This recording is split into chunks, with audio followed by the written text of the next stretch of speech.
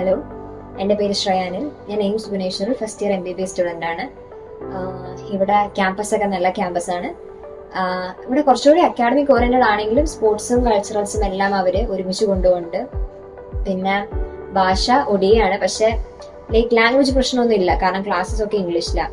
അപ്പം അങ്ങനെ കുഴപ്പമൊന്നുമില്ല. പിന്നെ ഹോസ്റ്റൽസ് നമുക്ക് ഫസ്റ്റ് ഇയേഴ്സിന് സെപ്പറേറ്റ് ഹോസ്റ്റലാണ്. നല്ല ഫെസിലിറ്റീസ് ആണ്, നല്ല ഹോസ്റ്റലാണ്, അങ്ങനെ കുഴപ്പമില്ല. പിന്നെ ക്ലാസ്സസ് ഒക്കെ നല്ല ക്ലാസ്സാണ്, സീനിയേഴ്സ് സപ്പോർട്ടീവ് ആണ്. മൊത്തത്തിൽ നല്ല എക്സ്പീരിയൻസ് ആണ് ഇവിടെ വന്നിട്ട്. പിന്നെ ഞാൻ കഴിഞ്ഞ വർഷം ബിൽഡിംഗിൽ Q7 ബാച്ചിലായിരുന്നു, A ബ്ലോക്കിലാണ് പഠിച്ച്. ഞാൻ സ്ഥിരം റെഫറൻസിന് പോകുന്ന ആളായിരുന്നു. എനിക്ക് കുറച്ചും കൂടി റെഫറൻസിന് പോകുമ്പോഴാണ് പഠിക്കാൻ കംഫർട്ടായിട്ട് തോന്നിയിട്ടുണ്ടായിരുന്നു. അപ്പം ഞാൻ അങ്ങനെ സ്ഥിരം റെഫറൻസിന് പോകുന്ന ആളായിരുന്നു.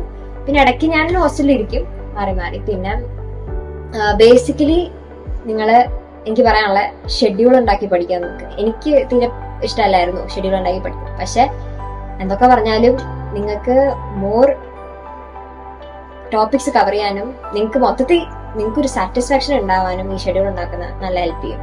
അപ്പോൾ നിങ്ങൾ ബ്ലൈൻഡ് ആയിട്ട് പഠിക്കുകയാണെങ്കിൽ നിങ്ങൾക്ക് ടോപ്പിക്കും തീരൂല, നിങ്ങൾക്ക് ഒരു സന്തോഷം കിട്ടില്ല. അപ്പം ഷെഡ്യൂൾ ഉണ്ടാക്കുന്നത് വളരെ നല്ലതായിരിക്കും. പിന്നെ സബ്ജക്ട്സിന്റെ കാര്യം പറയുകയാണെങ്കിൽ ഫിസിക്സ് കൺസെപ്റ്റ് മനസ്സിലാക്കി പഠിക്കാൻ നോക്കുക. നിങ്ങൾ ബ്ലൈൻഡ് ആയിട്ട് ഇക്വേഷൻസ് നോക്കി പോവാണ്ട്, ഇപ്പം നിങ്ങളിപ്പം ക്വസ്റ്റ്യൻസ് തെറ്റുകയാണെങ്കിലും ജസ്റ്റ് ആ ഇക്വേഷൻസോ അങ്ങനെ നോക്കാണ്ട് ജസ്റ്റ് ആ കൺസെപ്റ്റ് മൊത്തം നോക്കുക, അല്ലെങ്കിൽ അതിന് റിലേറ്റഡ് ആയിട്ടുള്ള കൺസെപ്റ്റ് നോക്കി പോവുകയാണെങ്കിൽ നിങ്ങൾക്ക് ക്വസ്റ്റ്യൻസ് ചെയ്യുമ്പോൾ കുറച്ചും കൂടി ഇഷ്ടം തോന്നും.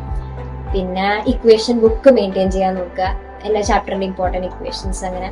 പിന്നെ കെമിസ്ട്രിക്ക് അതുപോലെ തന്നെ ഇപ്പം ഇനോർഗാനിക്കിനൊക്കെ ട്രെൻഡ്സ് ഒക്കെ ഒരുമിച്ച് എഴുതി വെക്കാൻ പറ്റുമെങ്കിൽ നല്ലതായിരിക്കും. പിന്നെ ഓർഗാനിക്കിന് നെയിം റിയാക്ഷൻ, പിന്നെ റിയേജൻസ്, അങ്ങനെയൊക്കെ നിങ്ങൾക്ക് ഒന്ന് ഷോർട്ടാക്കി അല്ലെങ്കിൽ അത് സെപ്പറേറ്റ് ചെയ്ത് എഴുതി വെക്കാൻ പറ്റുമെങ്കിൽ നല്ലതായിരിക്കും. പിന്നെ ബയോളജി NCERT വായിക്കണം, കുറേ തവണ വായിക്കണം. എനിക്ക് അത് ഓർക്കാൻ പാടായിരുന്നു. പക്ഷെ അപ്പൊ എനിക്ക് തോന്നിയിട്ടുള്ള ക്വസ്റ്റ്യൻസ് ചെയ്യുമ്പോൾ കുറച്ചും കൂടെ കാര്യങ്ങൾ ഓർക്കാൻ പറ്റും. അപ്പം ക്വസ്റ്റ്യൻസ് ചെയ്യുന്നത് നല്ലതാണ്, ചെയ്യണം. പിന്നെ എക്സാം എഴുതുമ്പോൾ ഞാൻ ഫിസിക്സ്, കെമിസ്ട്രി, ബയോളജി അങ്ങനെ എഴുതി കൊടുക്കുന്നത്. അപ്പൊ നിങ്ങൾക്ക് ഏതാ വർക്ക് ചെയ്യുന്നതെന്ന് വെച്ചാൽ നിങ്ങൾ മോഡൽ എക്സാംസ് മൊത്തം അങ്ങനെ എഴുതാൻ നോക്കുക. പിന്നെ ഒരു ക്വസ്റ്റ്യനും അങ്ങനെ ഒരുപാട് സമയം ഇൻവെസ്റ്റ് ചെയ്യരുത്, കാരണം അപ്പൊ അങ്ങനെ ചെയ്യുകയാണെങ്കിൽ ചിലപ്പോൾ നിങ്ങൾക്ക് ചെയ്യാൻ പറ്റുന്ന വേറെ ക്വസ്റ്റ്യൻസ് നിങ്ങൾക്ക് മിസ്സാവും.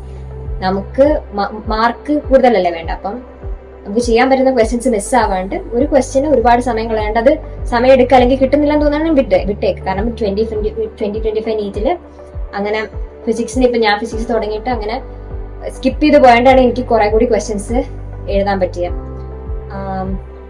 പിന്നെ അത് കഴിഞ്ഞ് നിങ്ങൾ 1-2 റൗണ്ട് ആയിട്ട് ചെയ്യുകയാണെങ്കിൽ നിങ്ങൾക്ക് അടുത്ത റൗണ്ടിലൊക്കെ വരുമ്പോൾ നിങ്ങൾക്ക് ആ ക്വസ്റ്റ്യൻസ് ചെയ്യാൻ പറ്റും. പിന്നെ കോൺഫിഡൻസ് കളയല്, നിങ്ങൾ സ്ട്രെസ് ഒന്നും അടിക്കേണ്ട ഒരുപാട്. ഉറക്കം കോംപ്രമൈസ് ചെയ്യരുത്, ഉറങ്ങുക, ഫുഡ് കഴിക്കുക, വെള്ളം കുടിക്കുക, അതൊന്നും കളഞ്ഞിട്ട് പഠിക്കരുത്. പിന്നെ